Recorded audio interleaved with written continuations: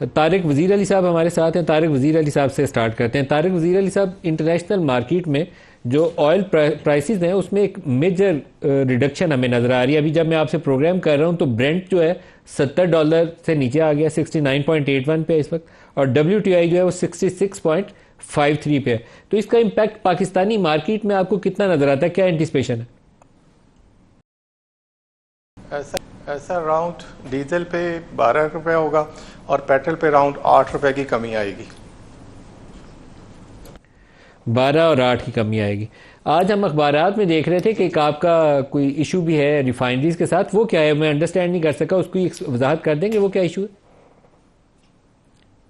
जी sir, मैं इसकी वजाहत कर देता हूँ। तमाम OMCs ऑयल रिफाइनरी से प्रोडक्ट लेती हैं और प्रीवियसली जो मेथड चल रहा है वो ये है टेक एंड पे। आप जितना मटेरियल लेते हैं उसका पे कर देते हैं। लेकिन इस बार ऑल रिफाइनरीज ने आगरा को प्रपोज किया है कि आप इस मैकेनिज़्म को बदलें और इसको टेक आर पे लेके जाएं। यानी जो भी कोटा आप OMC को अलॉट करेंगे, अगर OMC वो कोटा नहीं अपलिफ्ट करती तो वो मस्ट पे करे। यानी आप मटेरियल उठाएं या ना उठाएं, आपको OMC रिफाइनरी को पे करना पड़ेगा। तो हमने आगरा को सजेस्ट किया है कोई भी ऐसा कानून या पॉलिसी ना बनाई जाए जिसमें OMCs को प्रॉब्लम आए। जी सही है। तो इसका एंड कंज्यूमर को क्या फ़ायदा है सर? सर एंड कंज्यूमर को तो वही फ़ायदा होगा जो गवर्नमेंट प्राइस देगी। इसका एंड कंज्यूमर से कोई ताल्लुक नहीं है।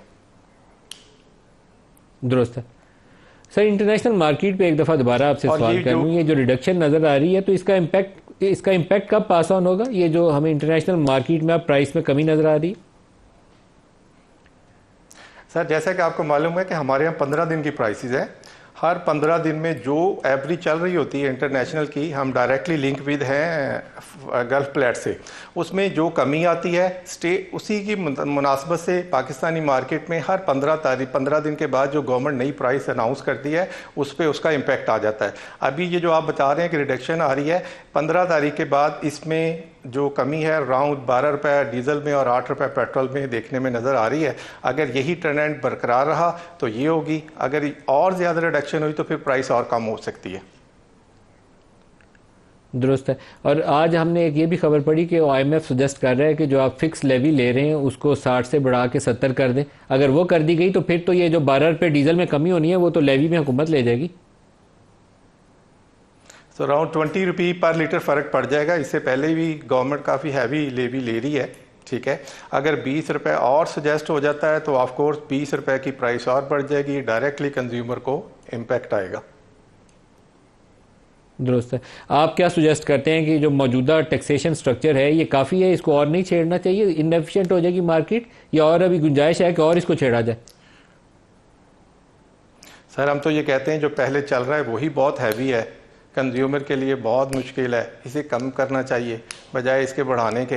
ये सेक्टर पहले ही बहुत ज़्यादा ओवरबर्डन है और आवाम पहले ही परेशान है, इसलिए इस प्राइस को लेवी को और नहीं बढ़ाना चाहिए। एक लास्ट आपसे सवाल पूछ लूँ, ईरान से तेल स्मगल होने की बहुत शिकायत थी, क्या उसमें कोई कमी आई है या वैसे ही चल रहा है मामला? सर वो बहुत दफ़ा सुनने में आता है रुक गया, लेकिन अभी तक रुका नहीं। वही हमें इम्पेक्ट करता है, वही तमाम OMCs को इम्पेक्ट करता है, वही रिफाइनरीज को इम्पेक्ट करता है। और आपको बताऊं कि अराउंड 15 बिलियन महीने का और 200 बिलियन रुपया हर साल वो टैक्सीज हैं जो गवर्नमेंट नहीं ले पाती इस स्मगलिंग की वजह से। हमने 12 दफ़ा कोशिश की है, गवर्नमेंट को लेटर लिखे हैं कि इस स्मगलिंग को रोका जाए। इसकी वजह से गवर्नमेंट का भी नुकसान है, कंज्यूमर का भी नुकसान है, और इसके साथ साथ आप कह रहे हैं जो ईरान से तेल आ रहा है उसकी वजह से सालाना पाकिस्तान को 200 अरब रुपया सिर्फ टैक्स की मद में नुकसान हो रहा है। 200 अरब रुपया सालाना टैक्स का नुकसान है ईरानियन तेल की स्मगलिंग से। जी सर, हर साल 200 अरब का अराउंड 15 से 16 बिलियन हर माहाना गवर्नमेंट को लॉस हो रहा है। ये तो वो लॉस है जो गवर्नमेंट को हो रहा है, इसके साथ साथ पूरी इंडस्ट्री को जो लॉस हो रहा है, इसके साथ साथ जो गैर म्यारी तेल आपकी गाड़ियों में डलता है वो एक अलग लॉस है। तो इसलिए मेरी गवर्नमेंट से गुजारिश है, आपके ज़रिए मैं कहना चाहता हूँ कि इस स्मगलिंग को रोका जाए और मुल्क को फ़ायदा होगा।